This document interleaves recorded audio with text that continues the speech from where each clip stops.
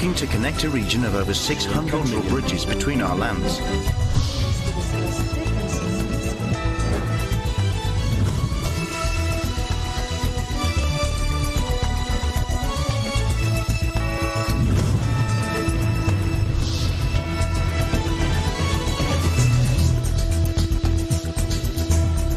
Good evening, I'm Alma Angeles, and you're watching ASEAN in Focus. On today's headlines.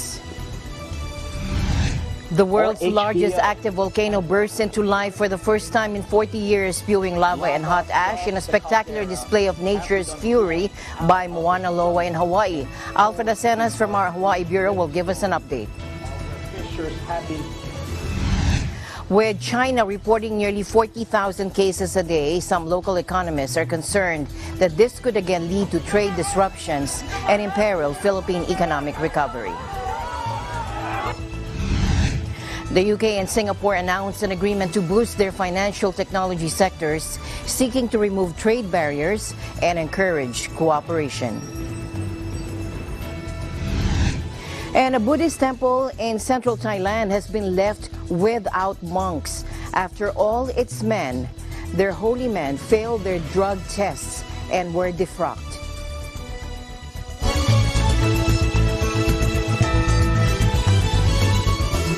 Taking you now to Hawaii, where the world's largest active volcano is bursting into life as we speak, for the first time in almost 40 years, spewing lava and hot ash in a spectacular display of nature's fury by Mauna Loa in Hawaii.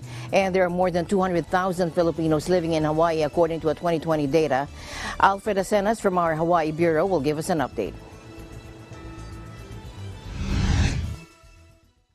For the first time in more than 3 decades, Mauna Loa, located on Hawaii's Big Island and the world's largest active volcano, began erupting at approximately 11:30 p.m. on Sunday, November 27.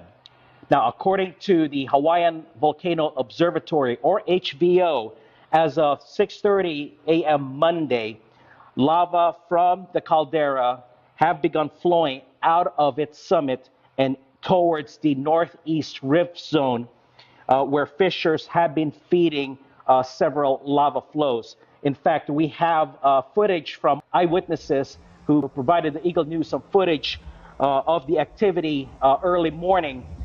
This one is coming from the northern town of Waikoloa, which is 55 miles or roughly 88.6 kilometers to the north. So it is clearly visible even from that distance. Now, as of this report, the lava flows do not pose a threat to nearby communities. However, as a precaution, Hawaii Island County and the Hawaii Red Cross have opened at least 2 temporary shelters at Kailua Kona to the west and Pahala due south. As of 9 a.m. today, about 100 people have voluntarily left their homes and taken up temporary refuge at these said facilities. According to Hawaii Island County Mayor Mitch Roth, he believes that there is no immediate danger to any community, any town at this time, and has currently stood fast in not issuing any sort of evacuation. Earlier today, the National Weather Service issued an ashfall advisory for all of Big Island and the surrounding waters. Even though the advisory itself has since been rescinded, authorities continue to remind everyone to be mindful of the potential for low-quality air due to fog. Now, fog is actually a mixture of volcanic ash and fog. Those with respiratory illness and sensitivities should take additional self-care and seek medical help as needed. Mauna Loa began showing signs of heightened unrest as early as September, where scientists have detected small magnitude earthquakes of about 3.0 or lower, ranging between 10 and 50 tremors per day. Scientists have been able to maintain records of volcanic activity as far back as 1843, where since then the volcano has erupted 33 times with intervals of eruptions ranging between months to decades, such as the case with the last eruption back in 1984 and the one that's going on as we speak. Located roughly 20 miles or 32 kilometers due southeast of the caldera at Mauna Loa is Kilauea, which had a significant eruption back in May of 2018, which prompted the evacuation of hundreds of residents. So we continue to monitor the situation in Kilauea and now with Mauna Loa, and Eagle News will continue to provide updates as they become available. Reporting from Honolulu, Hawaii, I'm Alfred Asenas, Eagle News. We live in extraordinary times. Thank you, Alfred. Meanwhile, with China reporting nearly 40,000 cases of COVID a day, some local economists are concerned that this could again lead to trade disruptions and imperil Philippine economic recovery. Take a look. Now, former University of the Philippines School of Economics, or UPSE, Dean Ramon L. Clarete told the Business Mirror it, meaning China, will slow us down. But on the other hand, it is time to diversify our value chain partners. The autocracy of Xi Jinping cannot be compatible with sustained growth. China is going down, he said. Former Tariff Commissioner George B. Manzano, meanwhile, also told the Business Mirror the disruptions in China will affect global supply chains. He said Philippine exports to China have sizable inputs coming from China. It is a bit dated, but in 2017, close to 15% of the import content of Philippine exports to China comes from China itself. More lockdowns, Manzano said, will affect the demand side of the country's exports and supply side of Philippine imports. Reports over the weekend said 25 million people were on lockdown in Shanghai in April and May, while shops and cafes were also mandated to close to prevent the spread of COVID. The zero-COVID strategy of the Chinese government has also prompted large protests across the country. The former dean of the UP School of Labor and Industrial Relations, Rene Ofreneo, said government should heed the proposal for full societal people mobilization, which entails mobilization of all producers, not just big corporations, multinationals, and FDI, or foreign direct investments. There is a need, he said, to take advantage of the big domestic market of 110 million. He added that support for agriculture should be ramped up. China's agriculture sector, he noted, is currently in trouble because of drought. Meanwhile, Asian equities rose and the dollar weakened as China avoided another night of protests after a weekend of unrest across the country fueled uncertainty in the world's #2 economy. The gains were led by a rally in Hong Kong and Shanghai, with property firms enjoying a much-needed surge on the back of moves to ease funding restrictions on troubled developers. However, sentiment was tempered by warnings from top Fed Reserve policymakers that U.S. interest rates would rise further and could go higher than initially thought to fight inflation. The remarks were partly to blame for big losses of more than 1% in Wall Street's three main indexes. Now, China was rocked by demonstrations at the weekend calling for more political freedoms and an end to the country's long-running and economically painful zero-COVID strategy that has seen millions thrown into lockdown for months. The return of some calm helped Hong Kong stocks rally more than 3% and Shanghai more than 1%, with some commentators suggesting the unrest could actually help push leaders to ease some of the strict containment measures. Sydney, Seoul, Singapore, Wellington, Taipei, and Jakarta were also in positive territory, though Tokyo dipped with Manila. Meanwhile, China's foreign ministry said Monday that a BBC reporter arrested at the protests in Shanghai over the weekend had not identified himself as a journalist after the British broadcaster said one of their staff had been arrested and beaten by police. Take a look.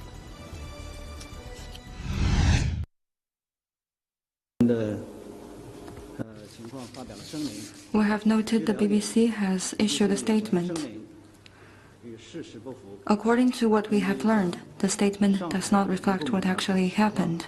Based on what we have learned from the relevant authorities of Shanghai, The journalist did not identify himself as a journalist and did not voluntarily present his press credential. Local law enforcement officials were persuading people at the scene to leave. Those who refused to cooperate were then ushered away. China has always welcomed foreign journalists to conduct reporting activities in China in accordance with relevant laws and regulations, and has done a lot to facilitate their reporting and provide convenience for them. At the same time, while conducting reporting activities in China, foreign journalists need to consciously follow Chinese laws and regulations. The BBC is extremely concerned about the treatment of our journalists, according to Ed Lawrence, who was arrested and handcuffed while covering the protests in Shanghai, according to the broadcaster in a statement. Lawrence, working in the country as an accredited journalist, was detained for several hours, during which time he was beaten and kicked by police. According to the BBC, he was later released. Lawrence tweeted on Monday to thank his followers, adding he believed at least one local national was arrested after trying to stop the police from beating him. The reporter later returned to the scene of the protest, according to videos he posted to his Twitter page. Meanwhile, some new reactions from the White House on the extraordinarily rare protests happening all over China. Because of that country's very strict COVID-19 policy. Let's listen now to John Kirby, the National Security Council spokesman. Take a look. About the state visit as the first state visit of the Biden era. And our message to peaceful protesters around the world is the same and consistent. People should be allowed the right to assemble and to peacefully protest policies or laws or dictates that they take issue with. We're watching this closely, as you might expect we would. And again, we continue to stand up and support the right of peaceful protest. And I think we're going to watch this closely, and we'll see where things go. We've made it clear, Peter, that a lockdown is not a policy that we're going to support here. We've come a long way over these last 3 years. Hard to believe, 3 years in terms of treating COVID and preventing COVID. So we've said, a lockdown is not a policy that we support here. But obviously there are people in China that have concerns about that, and they're protesting that, and we believe they should be able to do that peacefully.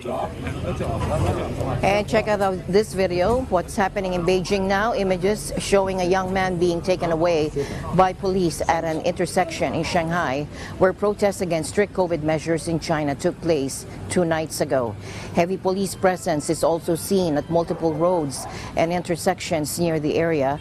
Dozens of police cars and buses full of officers now parked along an intersection of a suburban district. People have taken to the streets in major cities and gathered at university campuses across China in a wave of protests not seen since pro-democracy rallies in 1989 were crushed.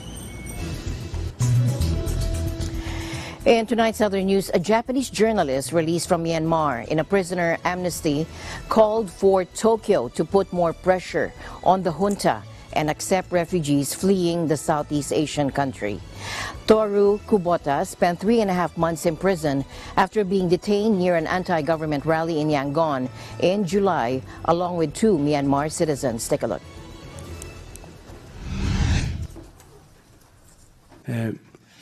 先ほども少し説明したんですけども、ミャンマーで行われている人権侵害についてより一層強い立場で、より一層強い、非難をしていくべきだと思います。またその資金源について、精査しながら、そういった日本人のまた税金によってそういった人権侵害が行われていないかということを常に国民がチェックしながら、ミャンマーに目を向けていく必要があるなと思っています。まず私たちが考えなければならないのは、そのような圧政から逃れってきた人々をどのように保護するか、彼らの命をどうやって守るかという、しかしながらそういった、難民条約に加入していながらも実際には難民認定の手続きに非常に多くの障害があり、実際に認められる人々は非常に少ない。ミャンマーに限らないことですが、中でもミャンマーと日本は歴史的にも非常に深いつながりがあり、そういった枠組みを使って、日本に難民として受け入れるということは非常に重要なことだと思っています。Japan had already announced after the coup it would halt all new aid projects, although existing programs were not affected. And Tokyo has stopped short of imposing sanctions on military and police commanders. The Defense Ministry said in September it was ending a controversial program training members of Myanmar's military. Kubota, 26, was sentenced to 7 years in jail for filming an anti-coup protest and also received a 3-year sentence for violating Myanmar's immigration law. He was released on November 18 along with thousands of other prisoners, including former British Ambassador Vicky Bowman and Australian economist Sean Turnell, an advisor to ousted leader Aung San Suu Kyi. He described conditions during his initial detention as hellish and said he was held in solitary confinement at the notorious insane prison. But he said his release in an amnesty for almost 6,000 prisoners felt like a propaganda tool. In other news tonight, BlockFi, a lender in the troubled cryptocurrency universe, announced it had filed for bankruptcy protection in the latest ripple effect from the FTX collapse. BlockFi, founded in 2017, had been in trouble early in 2022 amid a steep pullback in cryptocurrency values that led to client withdrawals and its liquidation of holdings of Singapore-based Three Arrows Capital, which ran into trouble. Over the summer, FTX provided $400 million in credit to BlockFi, enabling the lending firm to avoid bankruptcy. But FTX itself filed for bankruptcy protection on November 11.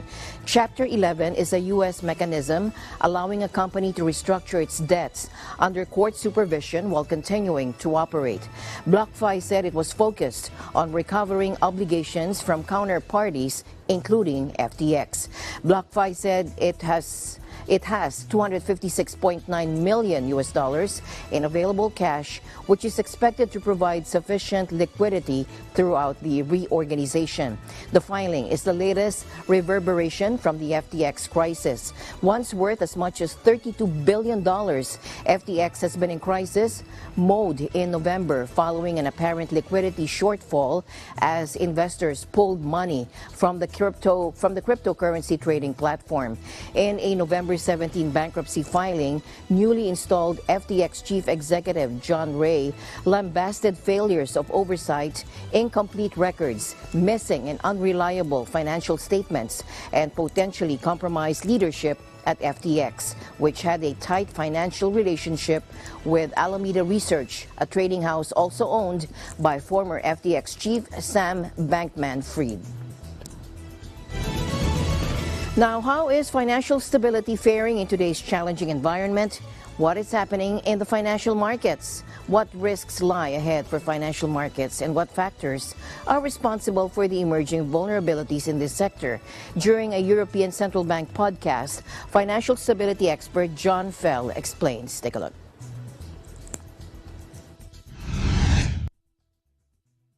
Been an awful year for financial markets. Prices of almost any asset class one could think of are showing double-digit declines this year. There are actually very few exceptions across the globe, but if you look across different economic sectors, one that really stands out is the energy sector. And the outperformance of big oil producers' stock prices in particular offers some clues about the drivers, not only of the source of the declines, but also of the highly correlated nature of these declines. Now, we have a box 2 in the FSR, which highlights a particularly unusual feature of financial market developments this year. And that was the simultaneous decline of stock and bond prices. We have not seen anything like this in more than 20 years. In fact, since 1998, there have been 3 euro area stock market declines of 20% or more. But risk-free bond returns have never been negative when stocks have fallen, except for this year. Why has it happened? Well, I think it can be broken down into 3 distinct sets of factors. So the first is valuations. the second is fundamentals, and the third is amplifiers. So if I start with the valuations, you may remember in last year's episode we warned of very high valuations for many asset classes. Now, our assessment at the time was that this created vulnerabilities to adverse developments or shocks. The type of shock we worried most about was a so-called supply-side shock. The hallmark symptoms of supply-side shocks are rising prices together with lowered output. And so bridging to the second factor, the fundamentals, the Russian invasion of Ukraine triggered a supply-side shock. That raised energy prices, and that in turn raised costs of production in the economy. Now, while it benefited the oil producers, other sectors have suffered.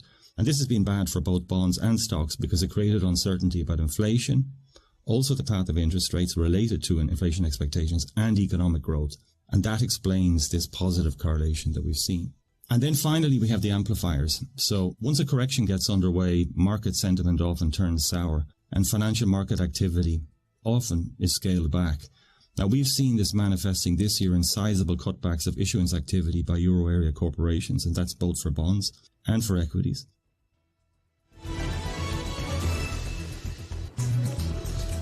Vietnamese police have smashed a huge online betting ring worth around $1.2 billion, according to state media and an official, as the government cracks down on illegal gambling during the World Cup. 12 people have been arrested across southern Vietnam, including in the business capital, Ho Chi Minh City. According to a police source in Hanoi, the server for the gambling website was based in Cambodia. The raid was part of a central effort to curb illegal gambling, especially when the World Cup is on, according to the source. According to state media, the newly uncovered gambling ring was formed at the start of 2021 and included online football betting for clients, mostly in southern Vietnam. Gamblers deposited cash into banks in exchange for virtual currency or handed over cash to agents within the network. On Monday, police in central Nghe and a province also arrested 11 people on similar accusations in a similar ring. The arrests come after Vietnamese police uncovered a cryptocurrency ring worth around $3.8 billion last year. Online gambling remains banned, but lucrative illegal operations have mushroomed, prompting the crackdown during the World Cup period. The United Kingdom and Singapore announced an agreement to boost their financial technology sectors, seeking to remove trade barriers and encourage cooperation. Take a look. Andrew Griffith, a junior Treasury minister working for Finance Minister Jeremy Hunt, said that Friday's news was crucial. He said the UK and Singapore are among the world's leading jurisdiction for fintech investment. And the announcement will only accelerate growth and innovation in their respective sectors, he said. The news marks Britain's latest commercial agreement outside Europe following its departure from the European Union at the start of last year. The UK government said in a statement after talks in the city-state that Friday's Memorandum of Understanding will come into effect next week, or this week, once formalities have been completed on both sides. The deal extends a 2016 accord which established a so-called fintech bridge of cooperation between regulators and businesses. Ever since Brexit, the UK has chased new trade agreements, particularly for its key financial services sector that wasn't covered by a post-Brexit EU deal. London, however, is still dominant in Europe when it comes to fundraising for fintech. UK startups raised $15.6 billion in venture capital in the first 5 months of 2022, half of which was for the technology sector, according to data provider Dealroom. In other news, the National Vaccine Institute in Thailand plans to use locally developed COVID-19 vaccines as booster shots. The Bio vaccine is a plant-based subunit vaccine. The first generation of vaccines has already got to trials, but modifications to tackle the virus variants are still needed. Take a look. It's very important for us, for the country, to have someone start doing something different. We use a plant to produce a recombinant protein that can be used to produce vaccines or anti-cancer drugs. I'm Sutira Teshakunawut, a faculty member at Faculty of Pharmaceutical Science at Chulalongkorn University and also a CEO and co-founder of Baya Phytopharm. We are the first spin-off company from the Faculty of Pharmaceutical Science trying to bring research to the hand of the people. Bio vaccine is a subunit vaccine produced from plants. So the difference between our vaccines and mRNA is that we use our plant to produce a recombinant protein in the plant. Then we got it, purify it, and inject into human body. For mRNA vaccines, it's different. They put mRNA inside your body, make your body produce a protein. So for us, it's like ready to use antigen. The current technology platform that are out there, vaccines that people are vaccinating right now, a lot of people are skeptical about using it. So for us, we are aiming to be vaccines that are efficacious but also safe. We have developed our first generation of vaccines. This first generation is already got into trials. And we need to adjust our vaccines to better deal with the change of the variants. We have our second generation of vaccines already tested in human, and we got a very promising results in terms of immunogenicity and safety. We'll go into phase 2 clinical trials in the third quarter of this year. We have never invented an original drug from Thailand in our histories. Never happened. This is the furthest that we have come in terms of research and development of vaccines. We have all the research, we have all the talents that are in the countries. We need to get support of all this research to have an impact out there to the community, to the country. So what we do here at Baia, we're not just aiming to produce vaccines and support Thai people, but we're doing research and development and manufacturing at an international standards. We have a lot of collaborations from many countries around the world. Eventually, we want to be a global pharmaceutical company. In the long run, I think we need to be able to, produce this vaccine so that we can reduce importation, and that can be something that we can do to export to other countries as well. There are so many challenges, especially when you are the first one who do it. Going along the way, it's mean you're making mistakes, but we learn from that mistakes. And one day, if the goal is that for Thailand to have that security, to have that pharmaceutical security, medicine security, health security, and I think eventually we'll be able to do it. And one day, if the goal is that for Thailand to have that security, to have that pharmaceutical security, medicine security, health security, and I think eventually we'll be able to do it.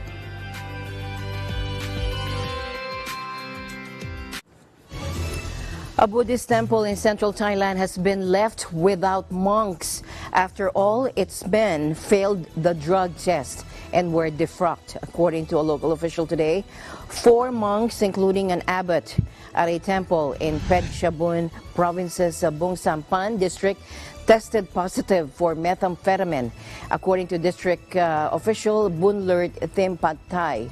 Now, the monks have been sent to a health clinic to undergo drug rehabilitation. Thailand is a major transit country for methamphetamine flooding in from Myanmar's troubled Shan state via Laos, according to the UN Office on Drugs